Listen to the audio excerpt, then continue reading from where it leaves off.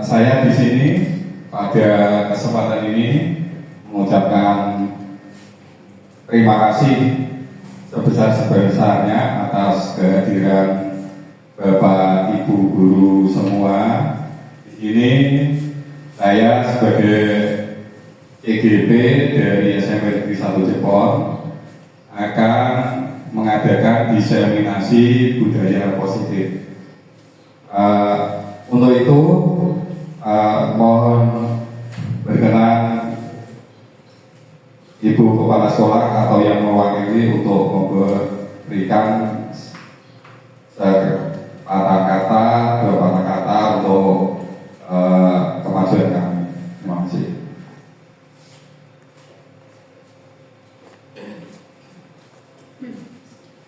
Assalamualaikum warahmatullahi wabarakatuh.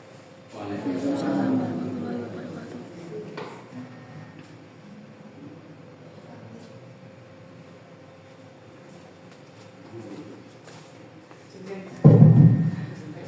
Terima kasih atas waktu yang diberikan kepada saya. Di sini saya mewakili kepala sekolah untuk memberikan sepatah dua patah kata dalam pemaparan diseminasi budaya positif yang akan dilaksanakan oleh Bapak Soekarnadi. Harapan saya bahwa diseminasi ini bisa membawa kita kepada perubahan yang positif, karena apa yang akan kita dapat nanti adalah penerapan budaya positif tidak hanya kepada siswa tapi juga baik kepada kita. Karena budaya positif itu saya kira berlaku untuk semua kalangan. Selanjutnya apa yang akan kita dengarkan dari Bapak Soekarnadi nanti membawa nilai positif dan manfaat bagi kita. Itu yang bisa saya sampaikan. Terima kasih. Wabillahi taufiq wal hidayah. Wassalamualaikum warahmatullahi wabarakatuh.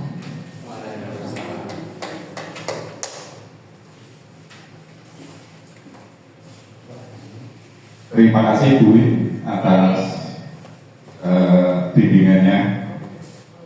Jadi mohon maaf teman-teman, bukannya saya di depan ini soal gimana gitu, cuman memang kemarin kami mengikuti PGP yang mana sampai saat ini sudah masuk ke modul 1.4 yaitu tentang budaya positif. Saya akui perasaan saya sangat gembira pada waktu mengikuti ini karena memang pengalaman ataupun hal ini belum pernah saya dapatkan sebelumnya.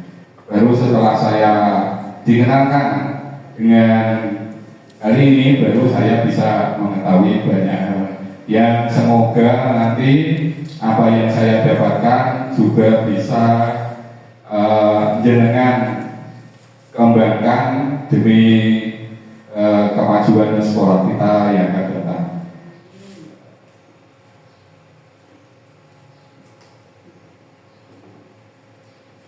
Dalam hal ini tujuannya adalah membangkitkan pemahaman dan pengalaman dalam menerapkan modul 1.4 budaya positif kepada rekan-rekan guru SMP Negeri 1 Jepon, Blora, Jawa Tengah yang saya lakukan pada sore hari ini mengganggu siang hari ini mengganggu waktu panjenengan semua.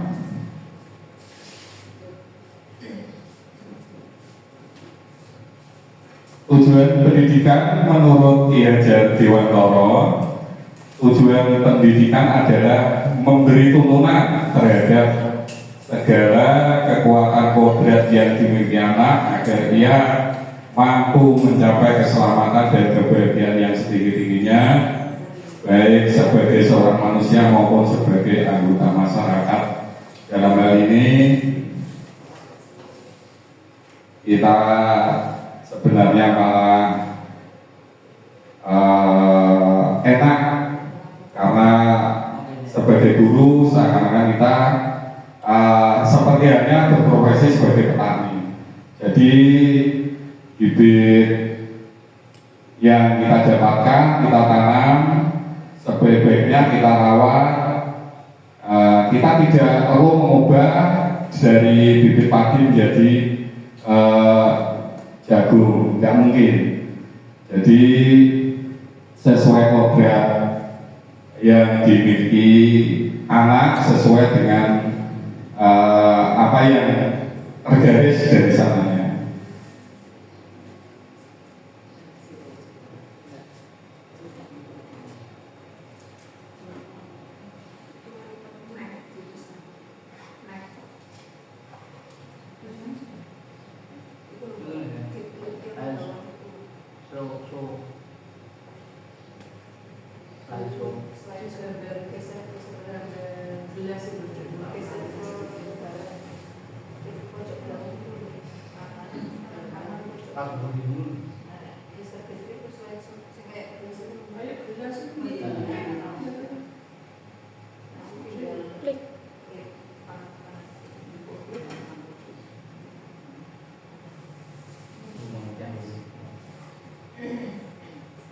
Tujuan pendidikan,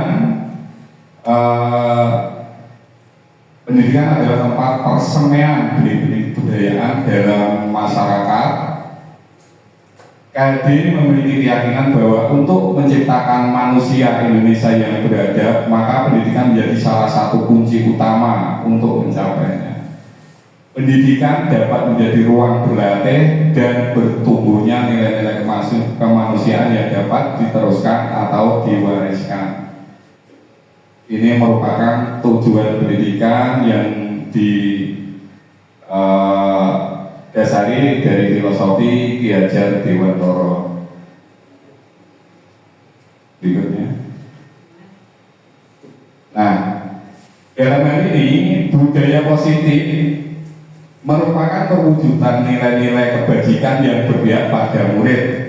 Memberikan pemahaman akan disiplin positif bagi murid sangat diperlukan, karena sebagai pamong kita berkewajiban menuntun dan memfasilitasi sesuai kebutuhan dan kodrat murid dalam pencapaian nilai kebajikan yang sudah disepakati, yaitu profil pelajar Pancasila, yang mana nanti kesepakatan dalam mewujudkan kesepakatan ini kita bisa melibatkan seluruh elemen yang ada di sekolah.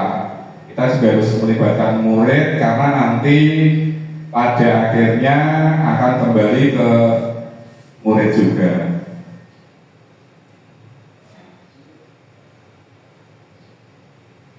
Konsep inti budaya positif yang pertama adalah perubahan paradigma belajar.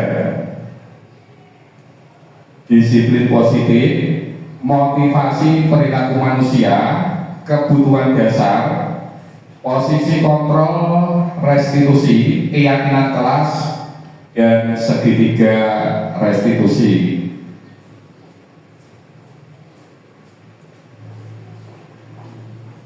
Nah, di sini ada pertanyaan pemantik, setuju atau tidak setuju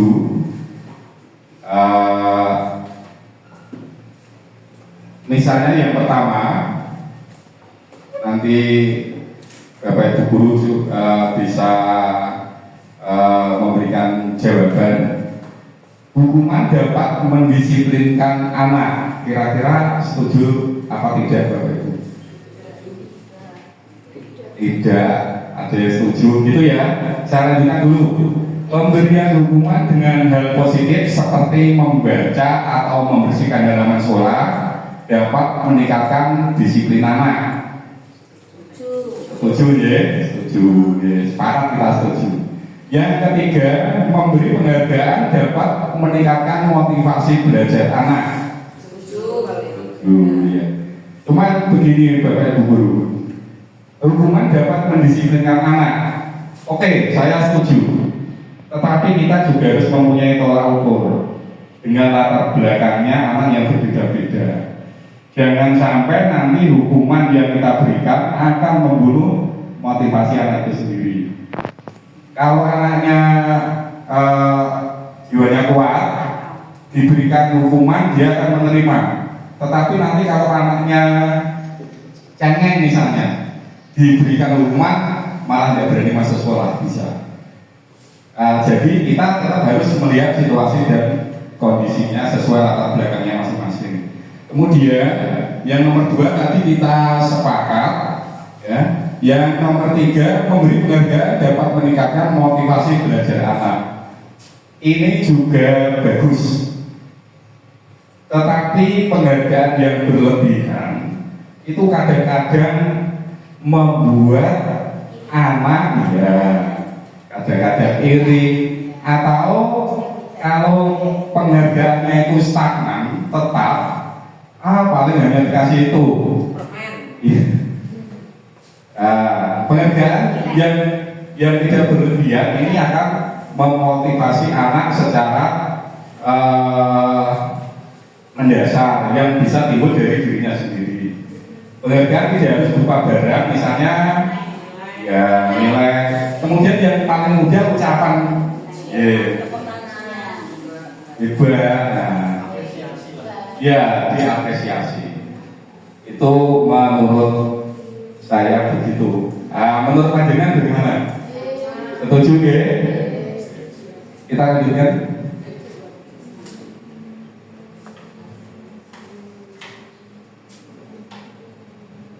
Modul 1.4 budaya positif, materi 1 perubahan paradigma belajar. Perubahan paradigma kegiatan kepalan tangan. Sekarang monggo, buatlah sebuah kepalan. Teman Anda akan mencoba dengan sekuat tenaga dengan berbagai cara untuk meminta Anda membuka kepalan tersebut. Teman Anda bisa membujuk, mengancam, menghardik, merayu, menyuap, apa saja terdapat membuka kepalan tangan Anda. Apa ya terjadi? Monggo coba bayangkan. Silakan kepal tangan panjenengan sudah. Misalnya isinya jenengan punya rahasia yang ditulis kemudian dikepalkan gini. Misalnya itu sebuah rahasia. Misalnya, Bu, yang jenengan tulis nopo? misalnya itu ada sebuah rahasia. Yang jenengan tulis nopo?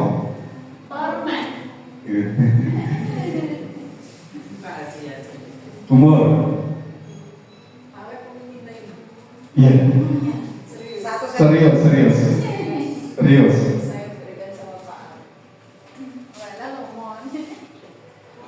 Nah, ini yang menjadikan saya menerima estafet. Saya tidak boleh menceritakan ini karena ini yang bersifat sangat rahasia atau privat. Memang kadang-kadang rahasia bisa kita pegang sekuat tenaga, misalnya jam 1, nanti jam 2 harus kita buka, bisa aja. Tetapi sebelum waktunya ya tetap berupa rahasia apapun yang terjadi. Misalnya saja besok pengumuman kelulusan, sebenarnya kita semua kan sudah tahu, tetapi sebelum hari yang jam yang ditentukan, tentunya kita tidak boleh mengumumkan sendiri.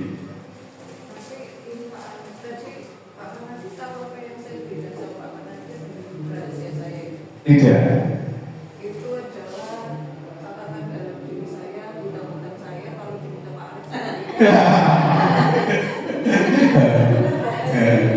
Jadi gini, kalau kita kaitkan dengan hal ini, sebagai guru kita dalam membimbing anak, kadang-kadang bagaimana cara kita membuka dirinya agar motivasi itu bisa tumbuh dari dalam dirinya sendiri. Apapun usaha kita, sebelum anak membuka tangannya dengan sendirinya, tentunya usaha kita akan selalu sia-sia. Karena dia sangat menempal, kita kita sebagai guru selalu, ayo kamu belajar, ayo kamu belajar. Dan pastinya kalau anak tersebut masih menutup kepalan tangannya, nah, hal itu tidak mungkin terjadi. Dia mau belajar. Kalaupun dia sudah mau membuka kepalan tangannya, termotivasi, nanti anak tersebut juga akan belajar dengan sendirinya. Nah, ini kita sebagai guru yang dituntut untuk jeli dalam menangani hal tersebut. Monggo. Perubahan paradigma teori kontrol atau teori pilihan, ilusi kontrol, ilusi guru mengontrol murid, ilusi bahwa kritik dan membuat orang merasa bersalah dapat menguatkan karakter, ilusi bahwa semua penguatan positif efektif dan bermanfaat, ilusi bahwa orang dewasa memiliki hak untuk memaksa. Nah, ini orang dewasa seperti kita itu biasanya murid seakan-akan jadi objek yang bisa kita paksa, kita suruh-suruh, kamu harus begini, begitu, dan sebagainya.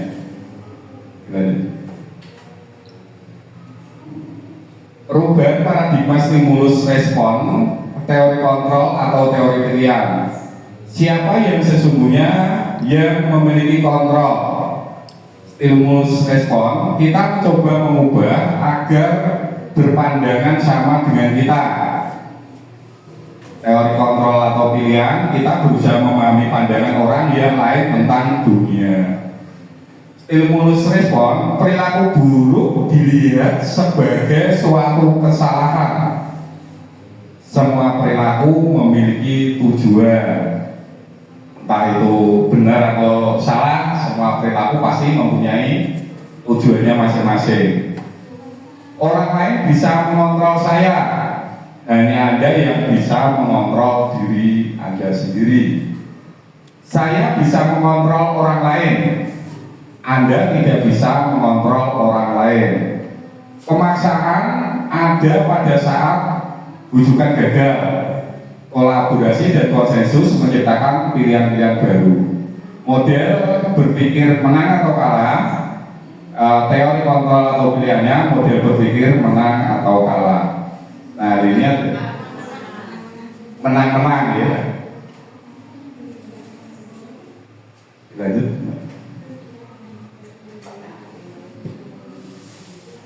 Kita lanjutkan modul 1.4 budaya positif, materi 2 disiplin positif.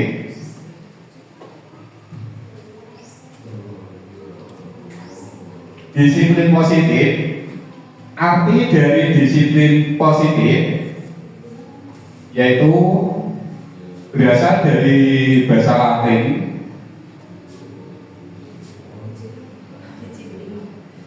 disiplin yang artinya belajar, berubah menjadi sesuatu yang dilakukan seorang pada orang lain untuk mendapatkan kepatuhan. Kecenderungan umum adalah menghubungkan kata disiplin dengan ketidaknyamanan, bukan dengan apa yang kita hargai atau pencapaian suatu tujuan mulia.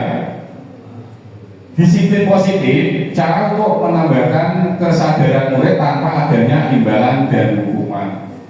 Sebagai pendidik, tujuan kita adalah untuk menuntun murid memiliki disiplin diri, sehingga mereka berperilaku pada nilai-nilai kebajikan universal dan memiliki motivasi intrinsik dalam perubahan perilaku ke area yang lebih baik.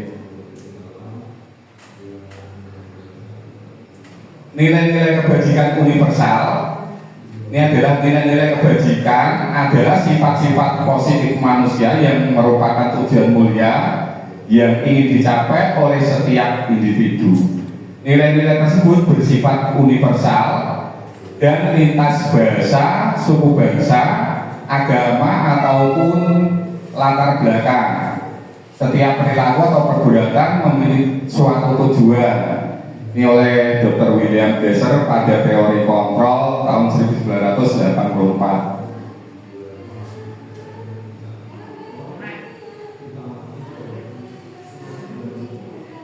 Nah, disiplin positif akan melahirkan nilai-nilai kebajikan. Nilai-nilai kebajikan tersebut termuat dalam profil pelajar Pancasila. Dalam profil pelajar Pancasila yang pertama yaitu beriman, bertakwa kepada Tuhan Yang Maha Esa dan berakhlak mulia. 2. Kebinekaan global. 3. Bergotong royong. 4. Kreatif. 5. Benar kritis. Selanjutnya mandiri. Nah, untuk dapat mewujudkan disiplin positif yang termuat dalam profil pelajar Pancasila yang mana sudah kita implementasikan dalam kurikulum Merdeka seperti yang sudah kita terapkan di kelas 7 dan 8. Di antaranya ada proyek P5 yaitu proyek penguatan profil pelajar Pancasila yang mana dalam pembelajaran di kelas kali ini juga harus dapat kita implementasikan dalam pembiasaan. Misalnya kita tidak harus mencakup seluruhnya dalam suatu modul, tetapi cukup kita ambil yang akan kita kuatkan, seperti berakhlak mulia. Hari ini sering saya implementasikan dengan dalam pembelajaran dengan melatih berdisiplin. Di antaranya yang mudah sering kita lakukan adalah dengan mengecek seragam dan sebagainya. Dan berakhlak mulia dengan misalnya dengan diawali dengan doa. Nah, hal tersebut bisa diimplementasikan dalam pembelajaran.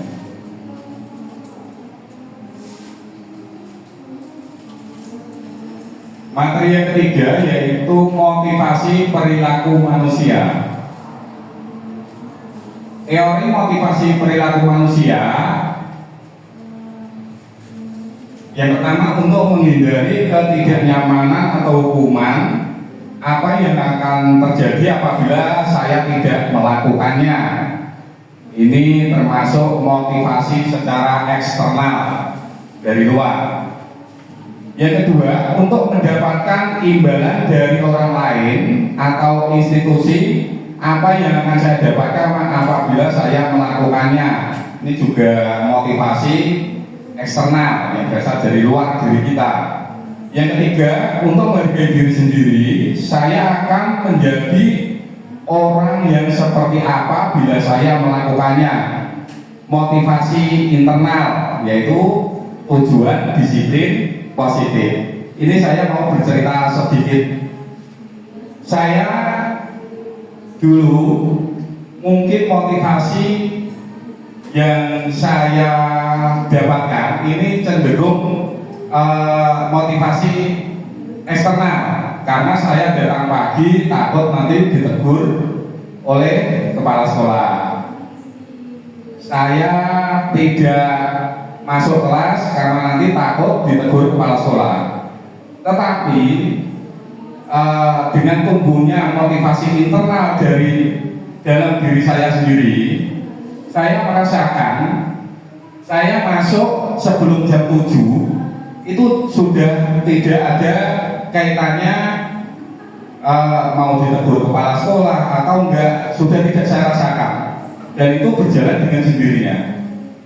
Saya tidak takut misalnya sampai terlambat pun sebenarnya saya tidak takut, cuma hal itu sudah tidak terasa gitu aja. Jadi enjoy, tidak ada tekanan dari pihak manapun. Ini yang terjadi pada diri saya sendiri.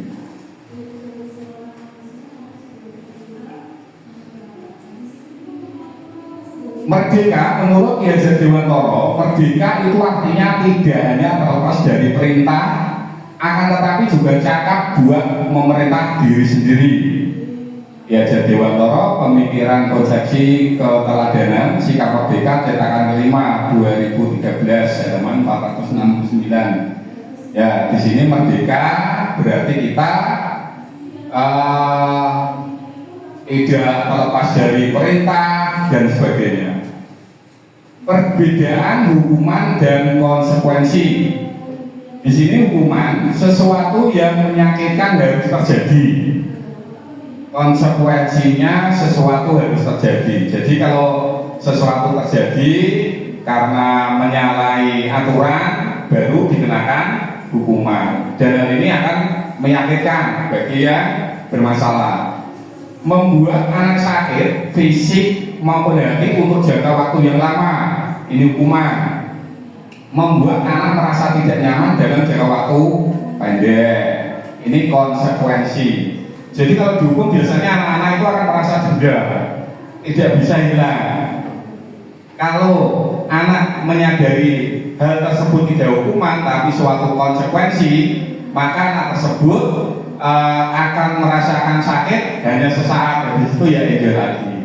Nah, inilah yang diharapkan. Anak membenci kedisiplinan, konsekuensi anak menghargai kedisiplinan. Bersifat paksaan, konsekuensi ini adalah stimulus atau tantangan, stimulus atau tanggapan. Hukuman ini mendorong anak menyakiti diri sendiri, sedangkan konsekuensi mendorong anak agar mudah menyesuaikan diri. Hukuman konsep diri yang buruk, konsekuensi konsep diri yang baik. Hukuman anak belajar untuk menyembunyikan kesalahan, konsekuensi anak belajar untuk mematuhi peraturan. Marah, rasa bersalah, dipermalukan, merasa tak dihargai, ini adalah bentuk suatu hukuman. Sedangkan kehilangan hak, dibuat tidak nyaman, diasingkan untuk sementara atau time out, ini adalah suatu konsekuensi.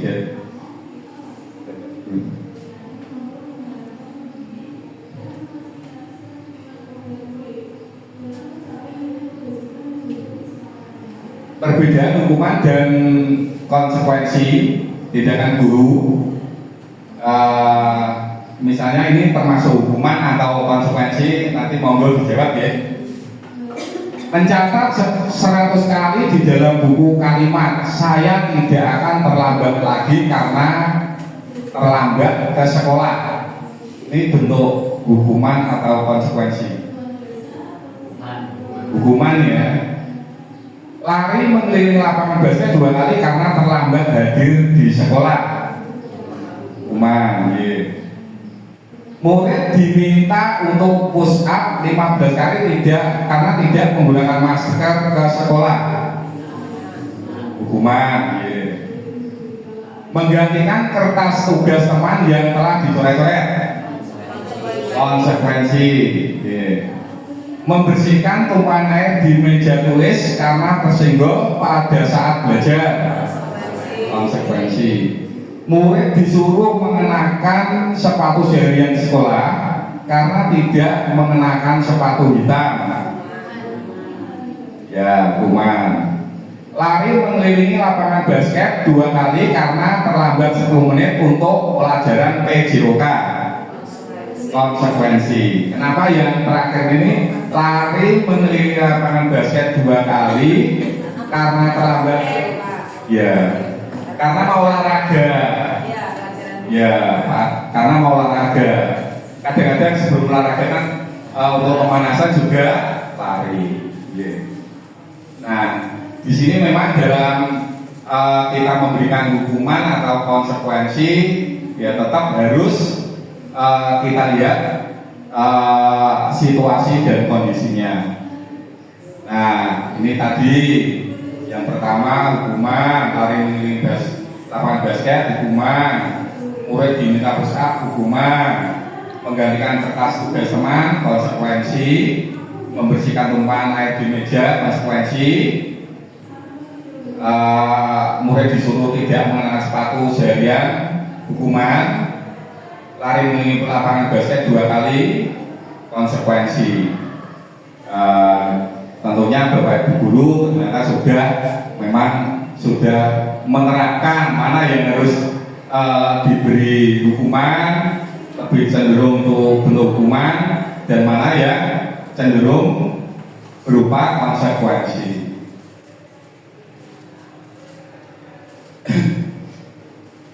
Materi 4, kebutuhan dasar.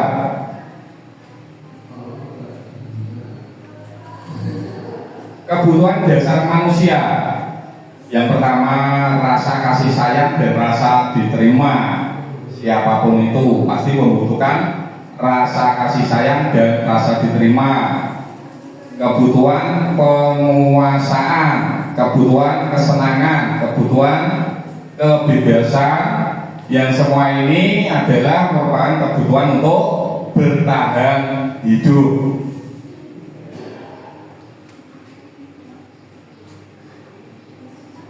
Kebutuhan untuk bertahan hidup merupakan kebutuhan yang bersifat fisiologis untuk bertahan hidup, misalnya kesehatan, rumah, dan makanan. Contohnya ketika anak yang selalu meminta bekal makanan temannya, ini diketahui ternyata anak tersebut melakukannya karena lapar. Hal tersebut terjadi karena orang tuanya tidak memberikan bekal makanan untuknya.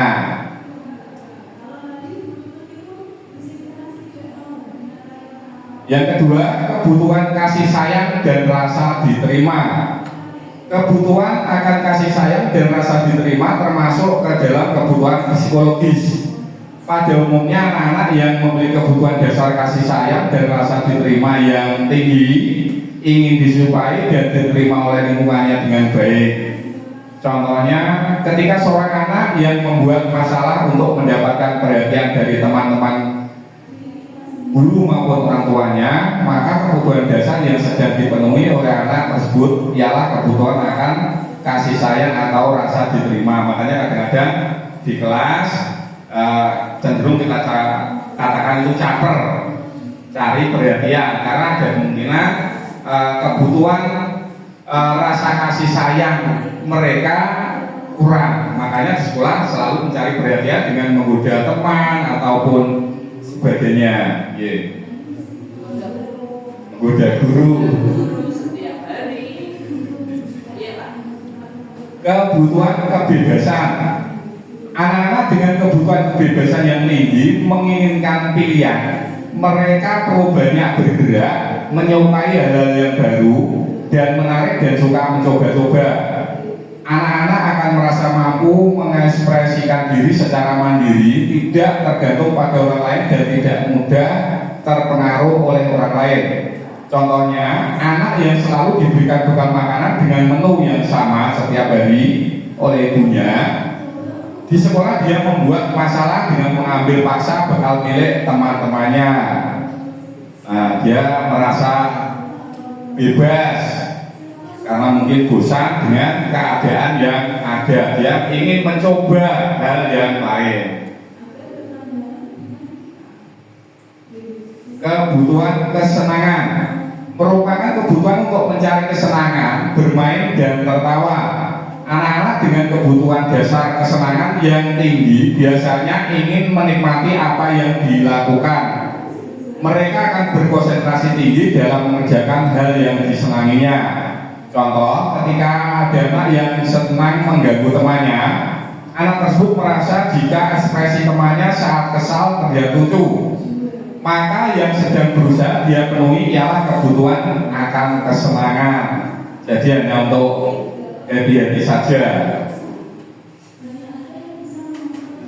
Kebutuhan penguasaan, kebutuhan pengakuan atas kemampuan untuk mencapai sesuatu, menjadi kompeten, menjadi terampil, diakui atas prestasi dan keterampilan yang dimiliki, dapat membuat pencapaian dihormati, didengarkan, meninggalkan pengaruh dan memiliki rasa harga diri.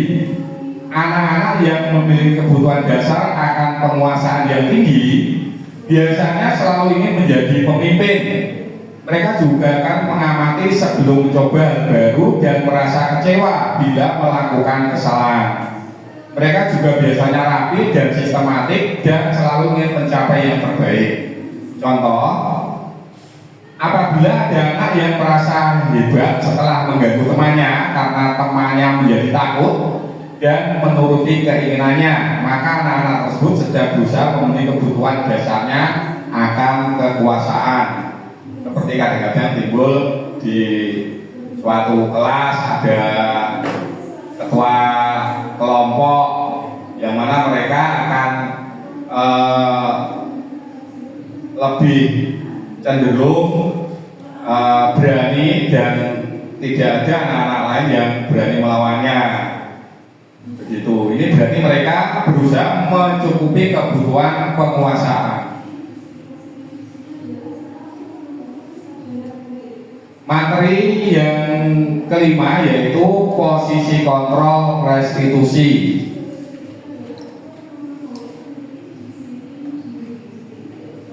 Ini ada sebuah narasi video ya.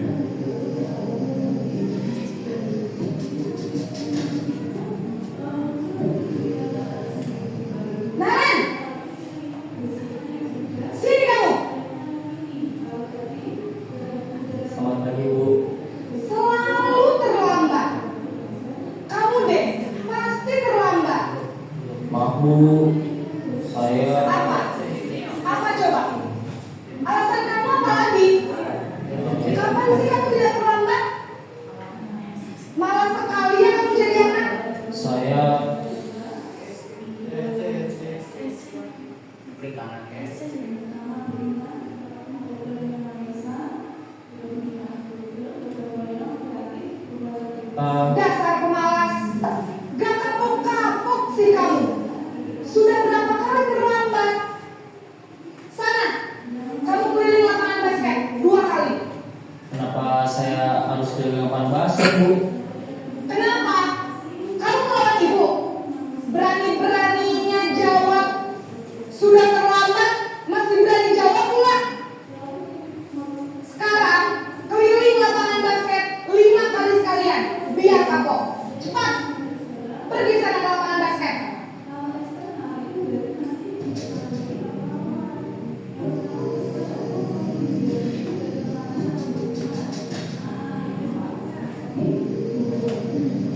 Naren!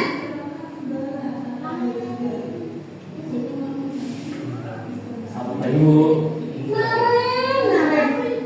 Kamu kenapa terlambat lagi, nak? Ya Tuhan, Naren. Kamu senang ya bikin ibu susah ya? Kalau kamu terlambat lagi, nanti ibu yang ditegur bapak kepala sekolah, nak. Disangka ibu tidak bisa membina kamu. Duh, gimana ini? Maaf, Bu. Duh, Gusti Naren. Kamu suka ya kalau ibu ditegur bapak kepala sekolah? Terus, sekarang ibu harus tulis apa ini di buku absen? Ini kamu sudah sering terlambat loh. Ibu harus apa coba? Maaf, Bu. Maaf sekali. Ya sudah, lain kali jangan bikin ibu susah lagi ya, nak ya. Ibu tidak akan kuat lagi kalau kamu begini terus. Bisa jantungan kalau ibu tegur bapak kepala sekolah. Sana cepat ke kelas. Maaf ya, Bu. Maaf sekali.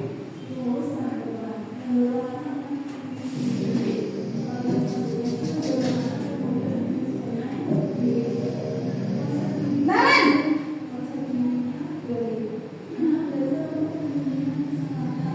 Selamat pagi, Bu. Wah, sudah jam berapa ini, nak? Terlambat lagi ya, sayang. Iya, Bu. Habis ibu saya lupa bangunkan saya, Bu.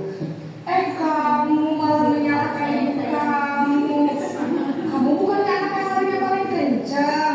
Kok terlambat sih? Iya, Bu. Saya memang terlambat bangun tadi. Jadi biarpun saya saya lagi kencang, tetap gak kekejar Bu. Ya sudah sana, nanti lain kali larinya lebih kenceng lagi ya, biar gak terlambat lagi. Bikin seneng ibu, demi ibu, bisa kan? Bisa lah Bu. Ya sudah sana masuk kelas, ibu beresin urusan absen kamu. Kamu ini ada-ada saja. Dalam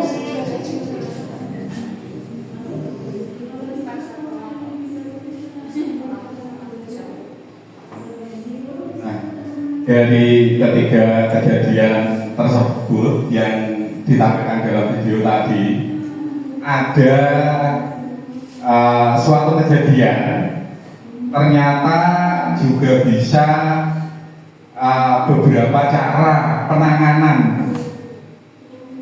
Yang pertama, yang kedua, dan ketiga ini kira-kira menurut panjenengan bagaimana? Yang lebih asik dan enjoy kalau kita menerapkan cara yang mana? Yang ketiga. Nah,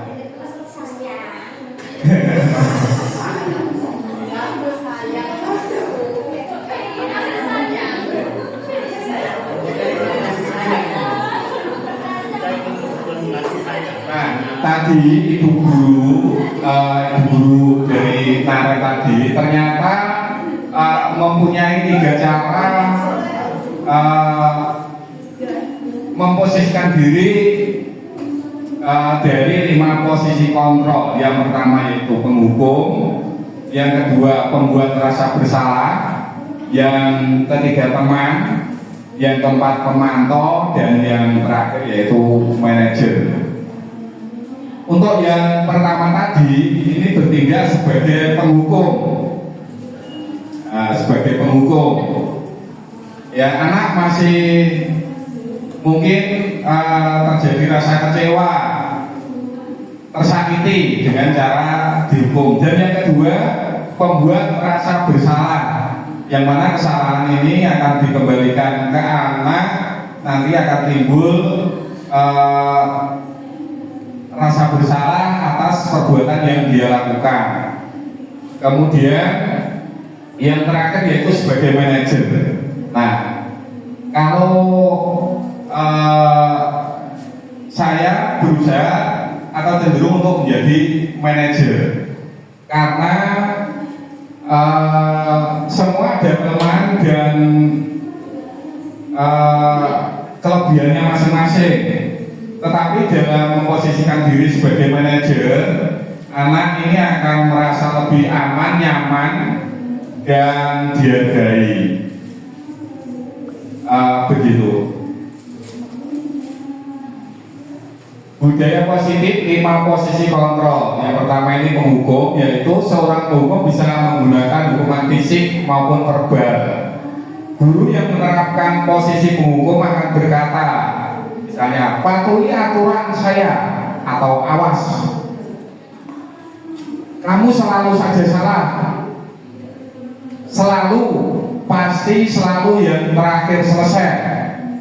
Guru seperti ini senantiasa percaya hanya ada satu cara agar pembelajaran bisa berhasil, yaitu cara dia.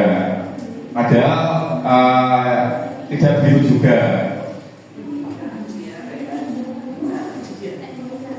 Yang kedua, membuat orang merasa bersalah. Membuat orang merasa bersalah akan menggunakan keheningan atau kata lembut yang membuat orang lain merasa tidak nyaman, bersalah atau rendah diri.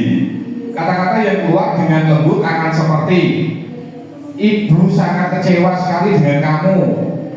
Berapa kali bapak harus memberitahu kamu ya?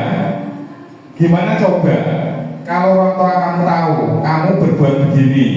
Di posisi ini murid akan memiliki penilaian diri yang buruk tentang diri mereka. Murid merasa tidak berharga dan telah mengecewakan orang-orang yang disayanginya. Yang ketiga, posisi teman. Guru pada posisi ini tidak akan menyakiti murid, namun akan tetap berupaya mengontrol murid melalui persuasi. Posisi teman pada guru bisa negatif ataupun positif. Positif di sini berupa hubungan baik yang terjalin antara guru dan murid. Guru yang menerapkan posisi kontrol ini akan berkata, ayo bantulah demi Bapak ya. Ayo ingat tidak bantuan Bapak selama ini. Ya sudah, kali ini tidak apa-apa, nanti Ibu bantu bereskan. Hal negatif dari posisi teman adalah bila suatu saat guru tersebut tidak membantu, maka murid akan merasa dikecewakan dan tidak mau lagi berusaha. Hal ini yang mungkin timbul adalah murid hanya akan bertindak untuk guru tertentu dan tidak untuk guru lainnya. Murid akan tergantung pada guru tersebut. Yang keempat, monitor atau pemantau. Memonitor berarti mengawasi. Pada saat kita mengawasi, kita bertanggung jawab atas perilaku orang-orang yang kita awasi. Posisi pemantau berdasarkan pada peraturan-peraturan dan konsekuensi. Pertanyaan yang diajukan seorang pemantau, peraturannya apa? Apa yang telah kamu lakukan? Sanksi atau konsekuensinya apa? Nah, ini adalah pertanyaan sebagai pemantau. Yang kelima, manajer. Nah, manajer adalah posisi mentor di mana guru berbuat sesuatu bersama dengan murid, mempersilahkan murid mempertanggungjawabkan perilakunya, mendukung murid agar dapat menemukan solusi atas permasalahannya sendiri. Seorang manajer akan berkata, apa yang kita yakini kembali ke keyakinan kelas. Apakah kamu meyakininya? Jika kamu meyakininya, apakah kamu bersedia memperbaikinya? Jika kamu memperbaikannya hal ini menunjukkan apa tentang dirimu? Apa rencana kamu memperbaiki hal ini? Tugas seorang manajer bukan untuk mengukur perilaku seorang. Kita membimbing murid untuk dapat mengukur dirinya.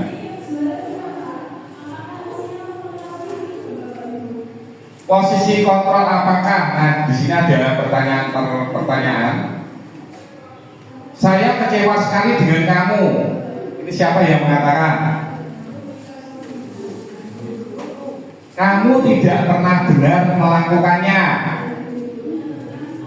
Ayolah lakukan demi ibu atau bapak. Apakah kamu mendapatkan stiker bintang hari ini? Bagaimana kamu bisa menyelesaikan masalah ini? Kamu selalu yang terakhir.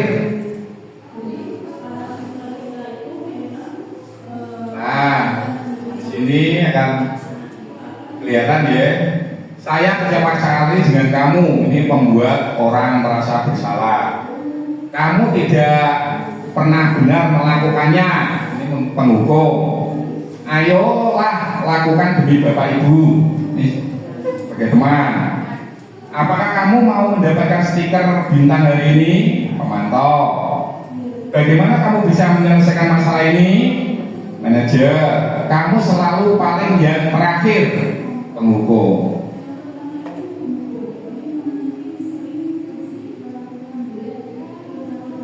Materi yang keenam yaitu keyakinan kelas. Mengapa tidak peraturan saja? Mengapa harus keyakinan kelas? Nah, di sini mengapa kita tidak memiliki peraturan tentang penggunaan helm pada saat mengendarai kendaraan roda 2 atau motor? Mengapa kita memiliki peraturan tentang penggunaan masker dan mencuci tangan setiap saat? Keyakinan yaitu nilai-nilai kebajikan yang telah disepakati secara tersirat dan tersurat. Nilai-nilai kebajikan menekankan pada keyakinan seseorang akan lebih memotivasi seseorang dari dalam diri kesadaran diri. Seseorang akan lebih tergerak dan bersemangat untuk menjalankan keyakinannya daripada hanya sekedar mengikuti serangkaian peraturan tertulis tanpa makna. Karena dalam hal ini dalam membuat keyakinan kelas, keyakinan positif ikut dilibatkan. Nah, di sini lingkup budaya positif yaitu terwujud dari lingkungan yang positif. Lingkungan yang positif ini terwujud dari keyakinan kelas. Keyakinan kelas ini terwujud dari peraturan kelas. Jadi cakupannya peraturan kelas, baru keyakinan kelas, baru keyakinan positif, baru budaya positif. Prosedur pembentukan keyakinan kelas, yang pertama mempersilahkan murid-murid untuk bercurah pendapat tentang peraturan yang perlu disepakati. Ini murid mencatat semua masukan di papan tulis, di mana semua murid bisa melihat hasil curah pendapat. Susunlah keyakinan kelas sesuai prosedur pembentukan keyakinan kelas. Gantilah kalimat-kalimat dalam bentuk negatif menjadi positif. Contoh kalimat negatif: jangan berlari di kelas. Ini bisa kita ubah dalam bentuk kalimat positif, yaitu berjalanlah di kelas. Padahal sama-sama tujuan, tetapi kalau didengarkan untuk mendapatkan suatu keyakinan yang positif, ya kita buat bahasanya juga bahasa yang positif. Tinjau kembali daftar curah pendapat yang sudah dicatat.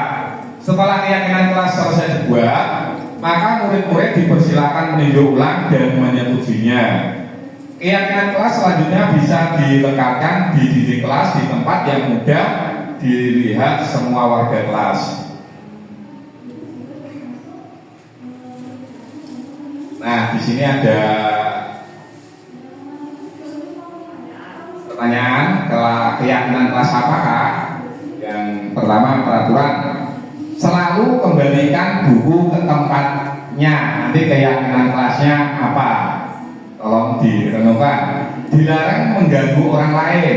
Hadir di sekolah 15 menit sebelum pembelajaran dimulai. Dilarang melakukan kekerasan. Dilarang menggunakan narkoba. Bergantian atau menunggu giliran. Gunakan masker. Jangan berlari di kelas atau koridor. Kira-kira keyakinan kelas bagaimana?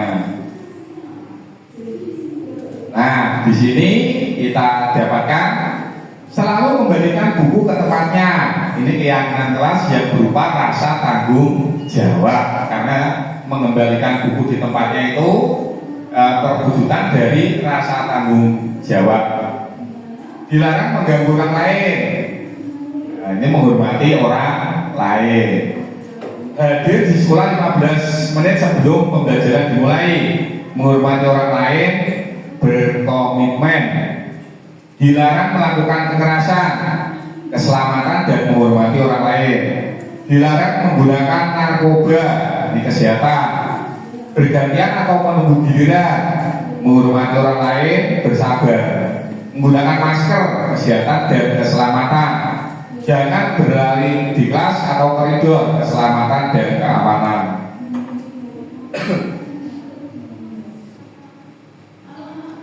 Materi yang ketujuh, segitiga restitusi.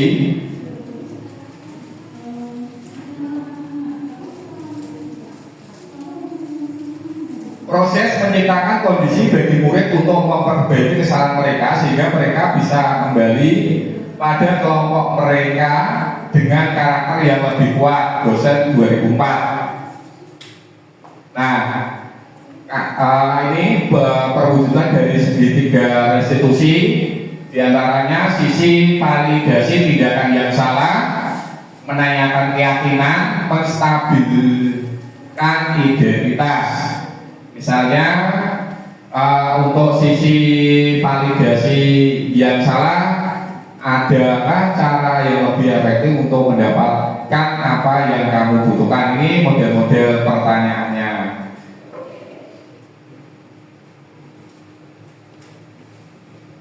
Konsep disiplin dengan identitas sukses, konsekuensi, penguatan jangka pendek, perlu monitoring keberkelanjutan, stimulus respon, murid menghormati peraturan, kehilangan waktu untuk merenungi kesalahan, murid bertanggung jawab untuk perilakunya, fokus pada pemecahan masalah jangka panjang, murid menghormati dirinya dan orang lain.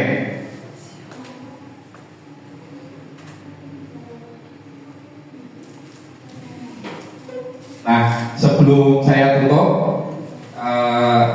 saya akan menampilkan praktek saya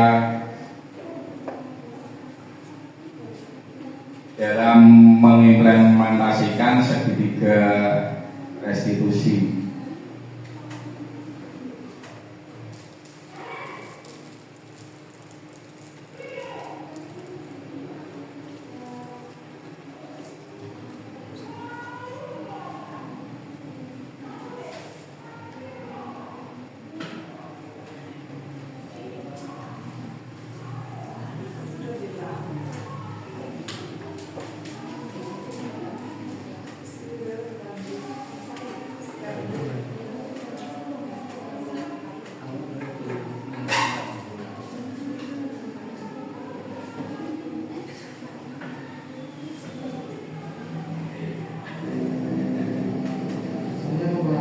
Waalaikumsalam, Pak Faiz. Silakan dulu.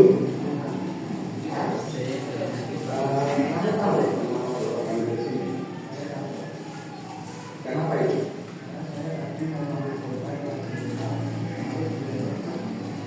Oh, gitu. Kenapa kamu ambil korban 5 bulan? Oh, tidak perlu. Tujuannya sebenarnya baik, cuman kan sudah disediakan jalan, yaitu itu. Biasanya kalau kamu mau kelas sudah disediakan itu. Kira-kira masih ingat nggak lihat dengan kelas yang sudah kita sepakati? Apa itu? Nah, kaitannya dengan hari ini perbuatan tadi, kira-kira untuk ke depan apa yang akan kami lakukan?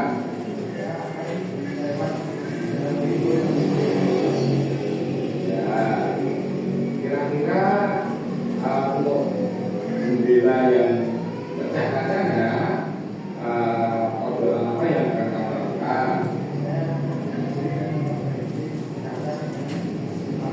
Oh ya, bagian semua ya. Oke, kira-kira mulai apa? Saat ini, oke. Nah,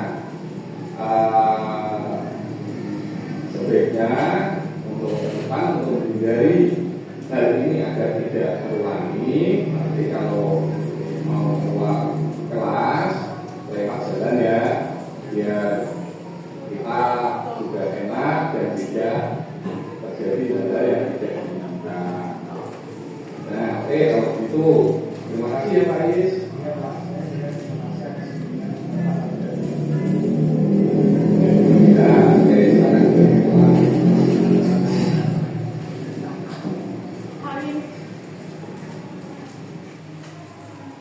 Nah, itu saya mencoba menerapkan segitiga restitusi dalam membantu Faiz dalam menyelesaikan permasalahannya, yaitu karena menggunakan kaca. Jadi di sini saya berusaha memposisikan diri sebagai manajer, dan Faiz berusaha menyelesaikan permasalahannya dengan kaitannya dengan keyakinan kelas yang sudah disepakati. Mungkin materi budaya positif yang saya sampaikan, tapi sebelumnya monggo Bapak Ibu Guru, jika ada sesuatu yang ingin disampaikan, waktu saya persilakan. Terima kasih atas waktu yang diberikan kepada saya. Saya hanya mengamati dari materi yang sudah ditampilkan. Tadi ada penguasaan dan kesenangan. Menurut saya itu kesenangan dan penguasaan seperti yang ada dalam paparan, kalau dipraktekkan dalam arti yang sesungguhnya, bedanya tipis. Misal, saya suka mengganggu teman. Jika saat pekerjaan saya selesai, saya selalu mengganggu teman. Saya akan mengganggu teman karena saya berpikir teman saya yang panik tadi memang betul-betul membuat saya senang. Tapi di sisi lain dalam tayangan tadi dikatakan penguasaan, konsep penguasaan. Di situ juga ditayangkan bahwa penguasaan itu juga pengertiannya tidak dalam arti tidak ada yang jenjang yang lebih beda dengan kesenangan tadi, karena di situ juga ujung-ujungnya penguasaan tadi bahwa seseorang itu akan mengganggu temannya dan temannya panik, temannya ya takut, kita juga senang gitu. Jadi menurut saya antara kesenangan dengan penguasaan itu beda tipis. Itu yang sering saya lihat untuk praktek anak-anak juga di kelas seperti itu. Kalau dia sudah mampu, dia akan mengganggu temannya. Apakah dilihat dari faktor dia senang atau dia pengen menguasai, itu bedanya tipis. Itu yang bisa saya sampaikan. Terima kasih. Terima kasih Bu Win, bagus sekali. Tepuk tangan untuk Bu Win. Ya, memang betul kata Bu Win, seakan-akan memang antara kekuasaan dengan penguasaan dengan kesenangan memang bedanya tipis-tipis sedap begitu ya. Nah, memang untuk kesenangan kalau kita melihat pada murid cenderung kita mengatakan itu caper, biasanya seperti itu. Hanya untuk senang-senang saja, tidak ada tujuan lain. Dia melakukannya hanya untuk ya pokoknya happy gitu aja. Ya memang hal ini untuk mencukupi kebutuhan dirinya, diantaranya kan dengan kesenangan untuk mencukupi rasa senang. Tetapi untuk penguasaan ini cenderung dia akan kalau bahasa negatifnya menekan. Jadi dia akan apa yang dia mau, apa yang dia inginkan itu akan ditekankan kepada temannya. Misalnya ingin menguasai, kamu udah boleh gini, semua harus mengikuti dia. Bedanya mungkin tipis, tetapi memang masih ada ya. Karena kalau senang itu hanya untuk senang-senang, dia misalnya hanya menggoda tanpa ingin menguasai. Begitu menurut saya. Monggo Bapak Ibu guru yang nggih.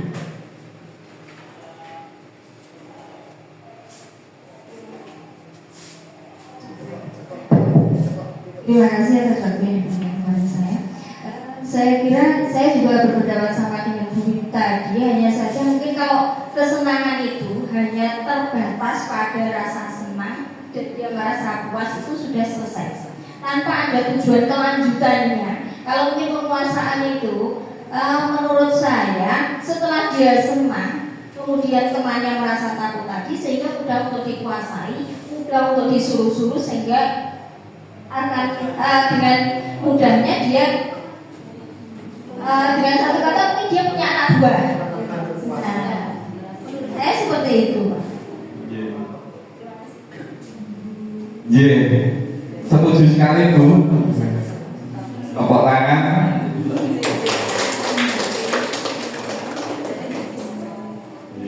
Jadi di sini ternyata memang benar untuk kesenangan, mencukupi rasa senang dan penguasaan itu memang bedanya memang tipis ya. Karena kita akan menggoda itu kalau menguasai kalau kita senang, kalau nggak senang ya tidak akan dikuasai gitu ya. Kira-kira masih ada yang ingin disampaikan?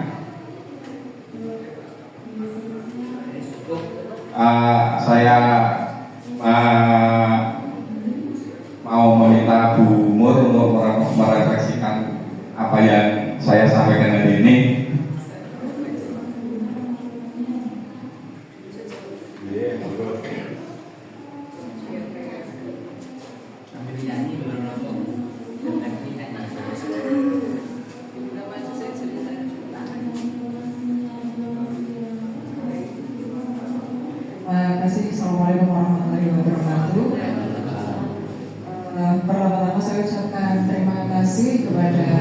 Sukarnadi karena telah memberikan waktu kepada saya untuk merefleksikan kegiatan.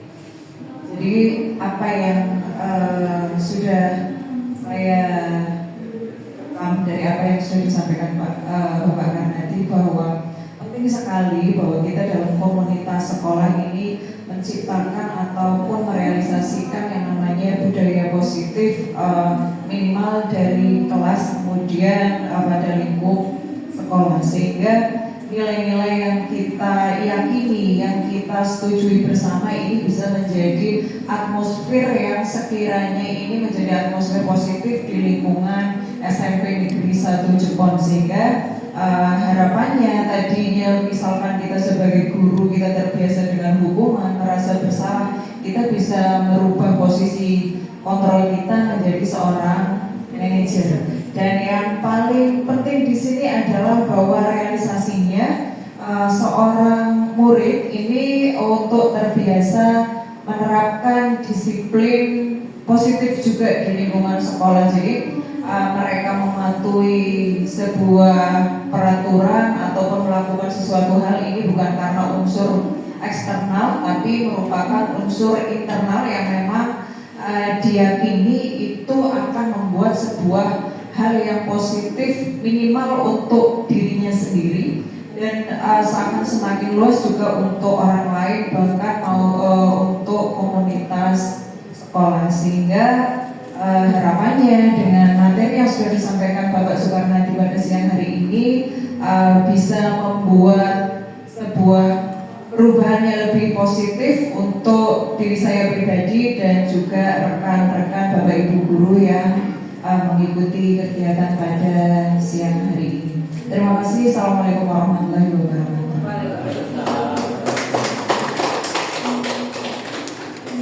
Terima kasih Bu Mur atas refleksinya. Semoga bisa menumbuh kembangkan apa yang kita dapatkan pada hari ini.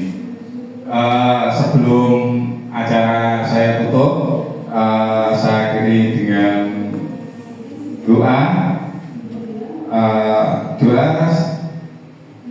sesuai dengan agama dan kepercayaannya masing-masing. Saya persilakan.